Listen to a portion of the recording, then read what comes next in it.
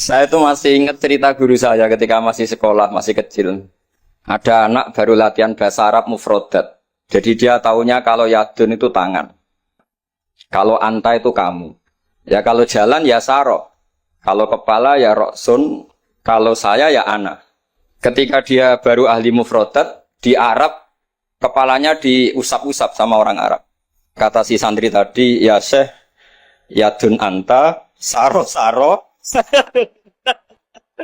Ala roksi ana katanya. Ya artinya sama. Jadi ya yaitu yadun anta berarti tangan Anda, saro-saro. Terusannya itu ala roksi ana pada kepala saya. Jadi dia belum bisa mengatakan misalnya yaduka ala roksi, tapi ya yadun anta, saro-saro, ala roksi ana. Nah semoga semua dialek tadi nggak termasuk kategori yang itu. Saya dulu sekolah kakak kelasnya Gus Zofur itu ya punya teman kalau dimarahi di kelas itu bilang, Gus tadi saya dimarahi di depan alladzina aja. Jadi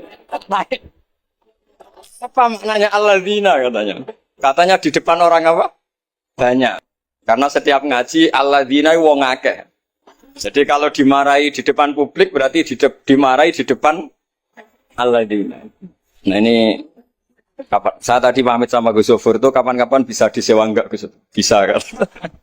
Ini menurut saya masalah yang lumayan serius. Saya pernah didolani lah sama Habib Soleh Alatas dari Tegal. Ternyata kru dari TV7 atau kru dari Khazanah sering juga minta masukan dari beberapa narasumber untuk memberi penjelasan tentang tarikh sebenarnya misalnya tentang Umar. Di sini biasanya khas ulama itu dilematis karena kalau ngasih, biasanya pemeran perempuannya benar-benar perempuan. Jadi resikonya kalau cantik itu nanti jadi masalah ikhtilatur rijal wan nisa. Kalau tadi enggak, karena Anwar 3 mungkin. Atau mbak-mbaknya enggak mau berdampingan dengan Abu Jahal, enggak tahu tadi. Jadi saya enggak tahu tadi pertimbangannya itu fikhan atau apa trauma karena takut itu. Para adik-adik santri yang saya cintai, saya bersyukur sekali karena saya biasanya nggak pernah mengacara mau itu hasanah ini mutor ya, karena yang merintahkan guru kita yaitu Kiai Agus Abdul Ghafur. Begini, saya punya usul pada anak-anak.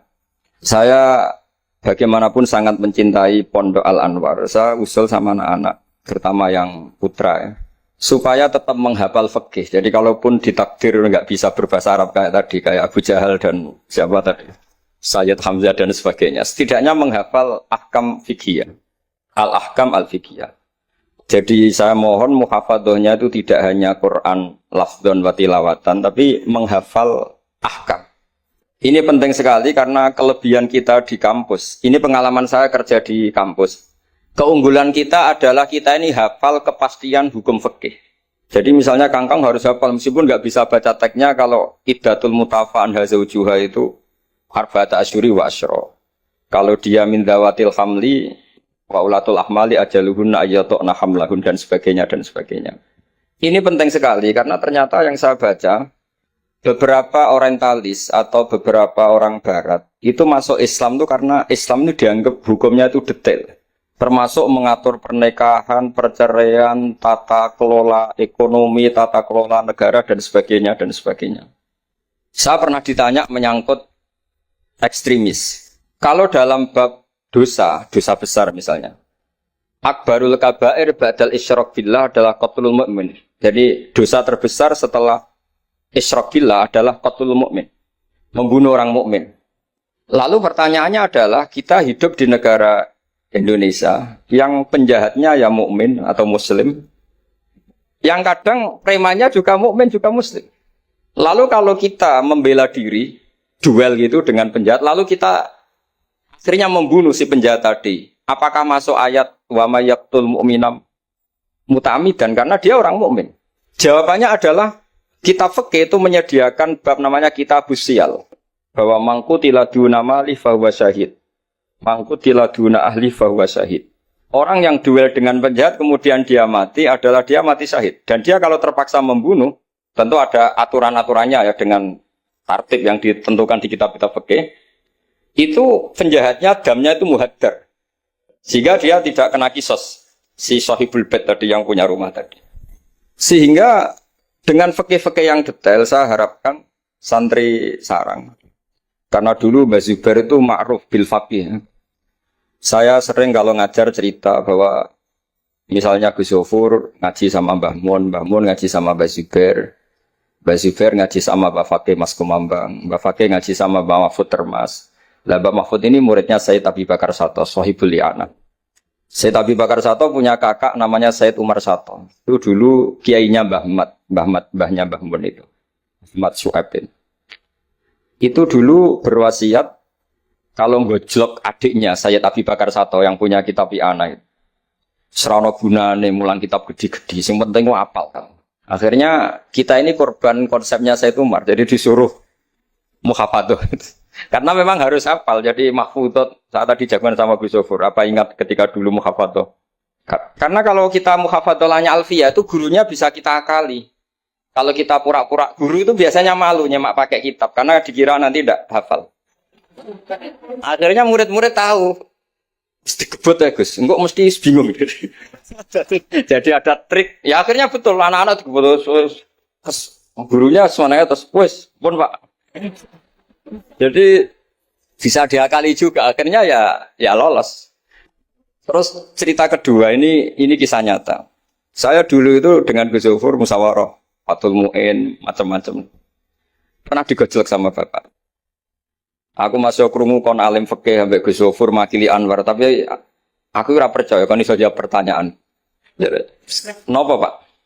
Itu ada seorang imam lupa baca Fatihah, langsung baca Subbihisma rabbikal a'la. Kemudian makmum bilang subhanallah. Karena si imam tadi hanya hafal tadi 3 juz tadi. Itu enggak pede.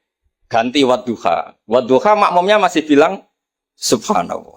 Akhirnya ganti surat yang dia pasti benar, yaitu ganti kulhu. Karena dia dikira kalau surat panjang itu salah. Akhirnya diganti kulhu masih subhanallah. Lalu makmum tahu ini enggak ada solusinya kecuali dijelaskan secara jelas. Orang maca Fatihah. Lah itu fikih kita. Makanya saya berharap nanti Gus Zofur juga ngarang fikih yang seperti ini. Apakah yang seperti itu membatalkan sholatnya makmum? Karena darurat. Hanya subhanallah nggak memahamkan. Dia mau tidak mau harus ngomong. Kalau masalahnya itu tidak baca Fatihah. Nah ini nanti supaya jadi fasul masalahnya Anwar 3 itu kalam ini termasuk membatalkan apa? Enggak. Karena kalau cari padanan ayat Quran tentang Fatihah juga tidak yakin imamnya paham. Misalnya pura-pura baca walaqad atainaka sab'am minal mathani yang artinya Fatihah juga saya yakin imamnya juga enggak paham. Jadi ini ada masail-masail fiqhiyah yang setelah ditanyakan memang fikih dulu itu tidak memuat. Kita harus kreatif, tapi bukan berarti merasa istihad untuk jawab beberapa pertanyaan. Terus cerita keempat, ini tentang guyonan-guyonan ilmiah. Dulu itu kata Mbah Mun itu sering cerita, dan ini etika modern ya. Kebetulan norma modern dalam dunia akademik seperti ini, yaitu skeptisme. Jadi orang itu harus agak ragu kalau dengan pendapatnya. Ada seorang alim itu yakin kalau orang naik bulan itu tidak mungkin. Karena dia percaya dengan teks Al-Qamar itu fisama irrobiah. Tapi kata muridnya, itu Kiai Kudus. Semuanya dua-duanya Kiai Kudus. Itu Kiai terkenal semua. Kalau menurut muridnya pokoknya mungkin ya. Orang mungkin. Terus dia cerita Qala Rasulullah gini. Panjang lebar. Itu bantah-bantahan itu sampai 3 jam. Sampai dekati fajar. Setelah dekati fajar kata gurunya, pokoknya coraku gak mungkin. Terus muridnya bilang, alhamdulillah, gimpun betul nopo-nopo. Gurunya janggal. Kenapa kamu sekarang taslim, padahal mulai tadi kamu terus bantah saya? Karena guru saya sudah bilang menurut saya. Itu haknya guru, kalau bilang menurut saya. Tadi Anda bilang, Pak Guru bilang Qala Rasulullah. Itu Rasulullah itu milik kita semua. Jangan-jangan tafsir guru salah, makanya saya bantah terus. Jadi itu unik. Tapi kalau sudah menurut saya, ya sudah itu menurut guru. Kalau tapi bilang kalau Qala Rasulullah gini-gini bisa saja guru salah dalam menafsirkan Qala Rasul. Ini penting sekali dalam ulumul Quran. Saya yakin Gus Zofur lebih tahu. Misalnya begini. Saya sering kali digugat oleh para saintis, Pak Bahak, dalam proses embriologi itu tidak ada min alakir segumpal darah. Yang ada dalam embriologi itu alak itu ya semacam zigot yang nempel di dinding rahim. Kemudian itu yang nanti jadi janin. Kalau segumpal darah ya orang keguguran katanya. Nah, terus saya tanya, apa ada di Quran itu segumpal darah? Kata dia ada min alakin. Saya bilang, saya ini hafal Quran, tidak ada kata segumpal darah. Kalau min alakin ada kata saya gitu. Terus, tapi kata kiai-kiai itu begitu apa? Ya tapi tetap Qurannya itu min alakin, bukan segumpal darah. Yang ada segumpal darah itu terjemahannya, bukan Qurannya kata saya gitu.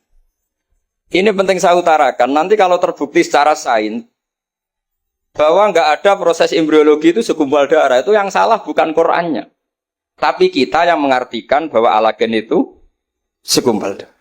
Sehingga kalau kamu mengartikan alagen segumpal darah, kamu harus bilang ini menurut saya, bukan menurut Allah dan Rasul. Nanti kalau kamu bilang segumpal darah menurut Allah dan Rasul, berarti kalau penelitiannya salah, yang salah Allah dan Rasul. Nah, meskipun tentu sesuai ilmu balaghah bisa saja min alagen benar-benar maknanya segumpal darah, karena untuk litahjin atau untuk litakbeh supaya manusia tidak sombong diceritakan dia diciptakan sejenis segumpal apa? Darah. Bukan harus materinya dari segumpal darah tapi sejenis itu. Ya untuk supaya manusia tidak sombong. Bisa saja kalau cara balaghah demikian. Ini kembali ke Umar tadi saya ketika melihat drama Umar tuh Sayyidina Umar itu berkali-kali punya pendapat. Karena beliau tuh sering solid, sering akurat sampai penggemar beliau mengintikan hadza mar'a Allah wa ra'a Umar. Hadza maro'a Allahu wa ra'a Umar. Ini pendapat Allah dan pendapat Umar. Sampai Sayyidina Umar marah besar, la taqulu hadza hukmu wa hukmu Umar, walakin qulu hadza hukmu Umar. In kana shawaban fa min Allah wa in kana khata'an fa min Umar. Kamu jangan mengatakan kalau ini pendapat Allah, tapi katakan pendapat Umar. Jadi kalau benar ya min Allah, kalau salah dari apa? Umar. Tapi sekarang banyak beberapa organisasi ekstrim yang semuanya itu di atas namakan Allah. Mungkin Gus Zofur lebih tahu, lebih ngalami. Orang itu kalau benci seseorang yang kelas nasional, itu sudah dihujat, dimaki-maki. Kita yang menemani mereka itu juga dihujat. Wong fasik, wong keliru kok dikancani. Karena pikiran fikihnya adalah kita harus tafrik bainal haqqi wa bainal batil. Harus jelas ada demarkasi mana hak, mana apa? Batin. Itu fikih yang sementara kita pelajari. Sehingga mungkin orang enggak apa ya istilahnya akan menyalahkan lah. Saat kita bertemanan dengan orang yang macam-macam di Jakarta, apalagi orang liberal macam-macam.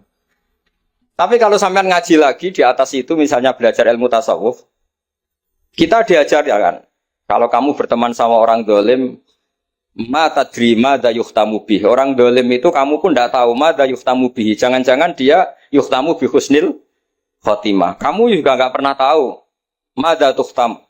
Apa kamu nanti tuhtam bi husnil khotimah apa suil khotimah. Sehingga orang-orang tasawuf itu melihat orang dolim ya tetap hormat. Karena tidak tahu nanti akibatnya jangan-jangan dia husnul khotimah. Kita yang suil khotimah. Ini penting bagi anak-anak Anwar 3, murid-murid Gus Zofur, sehingga orang-orang alim itu harus kamu beri ruang, meskipun secara zahir berteman orang-orang yang macam-macam. Karena itu ada ilmunya. Kita tidak ngambil sikap itu ada ilmunya. Makanya di kitab Hidayatul Hidayah, beberapa kitab tasawuf diterangkan, kalau kamu melihat orang fasik, jangan-jangan yuhtamu bi husnil khotimah. Kamu tidak. Kita ingat cerita Wahsy. Wahsy itu orang yang dilaknati Rasulullah karena qatilu Hamzah. Ketika Nabi aksara min la'nil kuffar, malah nazala qaulu ta'ala laisa laka minal amri apa? Syai'un aw yatuba alaihi.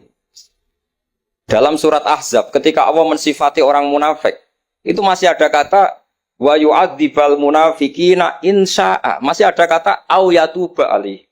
Kemungkinan orang munafik adalah Allah menyiksa mereka insya'a atau memberi tobat. Sehingga banyak ulama, terutama guru kita Syekhina Kiai Maimun Zubair, itu berteman orang macam-macam nggak masalah. Dan kadang-kadang banyak menimbulkan kekecewaan. Ini nanti nggak ada tafrik bainal haqqi wa bainal batil. Nah, saya akan menjelaskan di sini bahwa itu ada ilmunya. Ada ilmunya. Banyak orang sing la'anahu Rasulullah. Bahkan da'a alaihi Rasulullah kayak Wahsy, kayak Khalid bin Walid. Kaifa yukhlifu qaumun fa'alu bi'ihim hakadha. Zaman itu binabihim hakadha. Yaitu ketika Rasulullah perang Uhud itu syujja wajjuh wa kusirat rubaiyatu Wa udmiyat lisatu. Ketika Nabi babak belur wajahnya, kata beliau, kaifa yuflihu qaumun fa'alu bi nabiyhim hakadha. Tapi apa yang terjadi? Justru Khalid bin Walid itu masuk Islam. Wahsy qatilu Hamzah juga masuk. Sehingga saya meskipun punya sikap, tentu saya sebagai orang punya pilihan gaya hidup. Mungkin saya ya akrab lah kalau sama misalnya Mas Nusron gitu. Tapi kalau Gus Zofur akrab. Tapi saya menghormati, itu pasti ada ilmu. Saya jaga jarak ya ada ilmunya. Gus Zofur berteman juga ada ilmu. Nah, ini yang saya harapkan dari Anwar 3.